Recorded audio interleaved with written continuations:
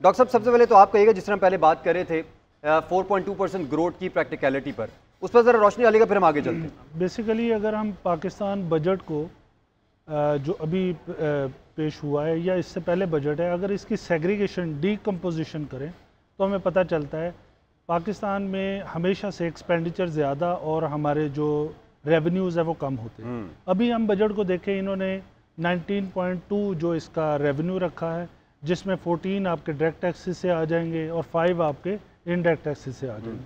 अब इसके against 25 trillion का आपका जो एक्सपेंडिचर्स है, अब इन एक्सपेंडिचर्स को हम दो हिस्सों में डिवाइड करते हैं। एक है करंट एक्सपेंडिचर और दूसरा है डेवलपमेंट एक्सपेंडिचर।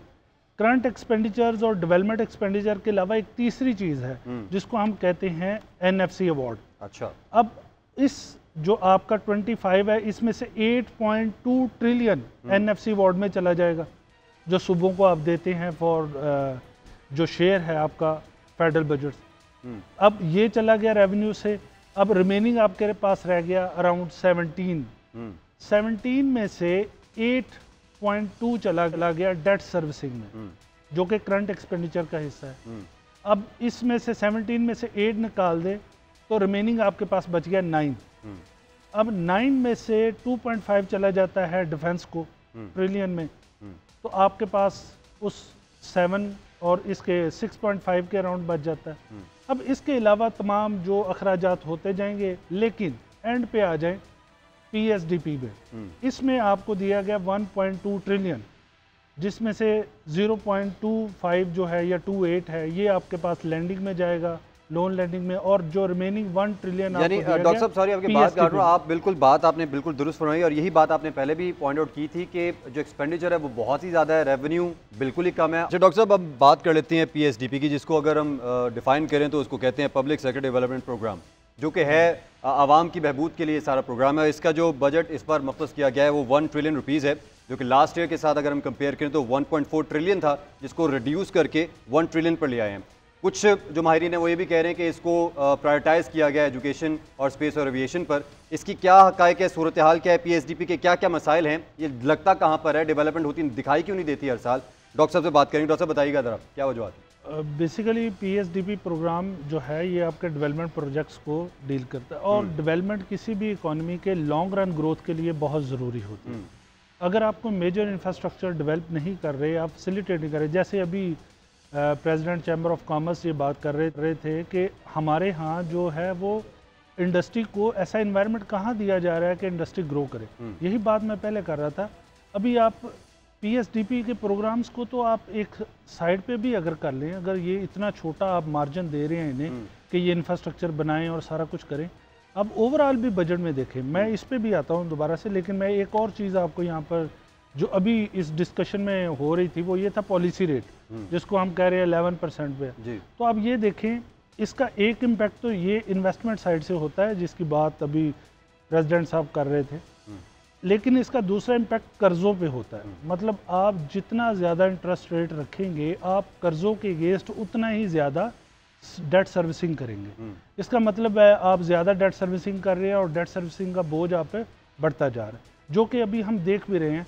लेकिन ये लास्ट ईयर की निस्बत 9.77 ट्रिलियन था, अभी ये 8.2 ट्रिलियन कह रहे हैं कि वो हो जाएगा, इसमें हम इस पर चीज़ें एडजस्ट करेंगे। बहरहाल अभी भी 7 ट्रिलियन हमने इसमें से वो अपना लोन लेके इसको चलाना है सिस्टम को, जो बजट है अभी। अच्छा, अब डेवलपमेंट प्रोजेक्ट्स आप एजुकेशन के ले लें, आप इंडस्ट्री के लिए ले लें, आप एग्रीकल्चर के लिए ले लें, आप किसी हेल्थ सेक्टर के ले लें, अगर डेवलपमेंट प्रोजेक्ट्स होंगे नहीं, नई चीज़ें डेवलप करेंगे नहीं, इंफ्रास्ट्रक्चर बनाएंगे नहीं, तो ग्रोथ कैसे होगी? ग्रोथ तो इम्पॉसिबल है अगर आप डेवलपमेंट स्ट्रक्चर को लेकर। जब अभी बातें हो रही है कि स्ट्रक्चरल रिफॉर्म है, तो स्ट्रक्चरल रिफॉर्म है क्या? वो यही है कि आप एक इंफ्रास्ट्रक्चर खड़ा करें, आप एक ऐसी चीज़ डेवलप करें, ऐसी स्कीम्स लेके आएँ, इन प्रोजेक्ट्स को थोड़ा सा प्रायोरिटाइज करें on the basis of needs of the people of this country, कि आपके सेक्टर्स किस तरफ जा रहे हैं। अभी इंडस्ट्रियल सेक्टर की बात हो रही थी, मैं बता रहा था इसका शेयर 18% था लास्ट ईयर, कम हो के मतलब कहाँ पे 40 से गिरता गिरता 18% तक आ गया। अभी इसको कह रहे 4% ग्रो करेगा एंड सो ऑन, जो भी किया है एंड 22 के करीब चला गया। लेकिन फिर भी ये ग्रोथ कोई ऐसी बड़ी ग्रोथ नहीं है जिससे आपकी इंडस्ट्री में कोई रेवोल्यूशनरी किस्म की मतलब कोई चेंजेस आने वाली हैं। तो इन चीज़ों को अभी देखने की ज़रूरत है। पीएसडीपी प्रोग्राम, मैं जैसे सेक्टर्स के नाम ले रहा हूँ, मेजर सेक्टर्स जो भी हैं आपके, और इसके सब सेक्टर, जैसे इवन दो आप कंस्ट्रक्शन इंडस्ट्री की बात कर लें, आप रियल स्टेट्स की बात कर लें, उसके लिए भी ये चीज़ें ज़रूरी हैं। तो इसका रोल तो बहुत अहम है। अब दूसरी बात कि हम इस पे बजट लगा क्यों नहीं पा रहे, ये एक बड़ा अहम इशू है। वो ये कि आप अपने बजट को, अभी 25 ट्रिलियन का आप बजट बना रहे हैं, इसके 3 हिस्से कर लें, 888 चलें 8.2 या 8.5 कर लें, सही। अब इसको डिवाइड कर दें 3 चीज़ों पे, डेट सर्विसिंग 8.2, एनएफसी वार्ड 8.2 और रिमेनिंग आपका 8.2। और वो 8.2 रिमेनिंग आप कहाँ से पूरा करेंगे? लोन लेके। आपने 8.2 आपका जो बजट है टोटल वो है आपने 19 का बनाया, 16 तो आपने डेट सर्विसिंग और एनएफसी वार्ड में दे दिया, पीछे रह गया 3, 2.5 आपने दे दिया डिफेंस में, आपका बजट तो खत्म हो गया। अब तो आपके पास नहीं है खर्च करने का, लोन्स लेंगे। हाँ, अब आप क्या करेंगे? अब लोन्स लेंगे। अब लोन्स लेने का भी एक तरीका है। आप ऐसे प्रोजेक्ट्स डेवलप कर रहे हैं पाकिस्तान में, अनफॉर्चुनेटली ओवर द टाइम जो नेगेटिव रेवेन्यू जनरेट कर रहे हैं। आप मेट्रो ट्रेन की, मेट्रो बस की एग्जांपल ले लें, आप उस पर पे कर रहे हैं, आप बेशक सोशल सर्विस दे रहे हैं, लेकिन वहाँ पे जो आप समाजी कोई भी या आप माशरे के लिए कोई काम करना चाह रहे हैं, कम अज कम उसको अपनी कॉस्ट तो बियर करें ना। वो आपके लिए फर्दर फ्यूचर में वो एक और जिसे वाइट एलिफेंट कहते हैं वो जनरेट हो रहा है, लायबिलिटी बनता जा रहा है, नेगेटिव रेवेन्यू आ रहे हैं जो आप डेवलपमेंट प्रोजेक्ट्स कर रहे हैं। और ट्रेन को देख लें, यही है, टिकट महंगी आप 50 रुपए की दे रहे हैं, इसका मतलब है बकाया आप खुद से बियर कर रहे हैं। आपने अभी उसकी जो उस पर इन्वेस्टमेंट की है वो भी आपको रिटर्न नहीं होनी, और आप उस पर और ज़्यादा पैसे लगाने। तो असल में बात यह है कि गवर्नमेंट को ये देखना चाहिए, हमें प्रोजेक्ट्स वो डेवलप करने चाहिए जिससे यकीनन ये कंस्ट्रक्शन वाला इंतहाई अहम जो बात इन्होंने की है सर ने, कि ये होना चाहिए। रेहान साहब ने इस पर बड़ा अहम वो डिस्कशन भी की। कंस्ट्रक्शन इंडस्ट्री का अगर आपने उसको टैक्सेस को रिड्यूस किया ना, इससे फ़ायदा होगा, क्योंकि पाकिस्तान में अनस्किल्ड लेबर बहुत ज़्यादा है और वो मूव करते हैं कंस्ट्रक्शन इंडस्ट्री की तरफ।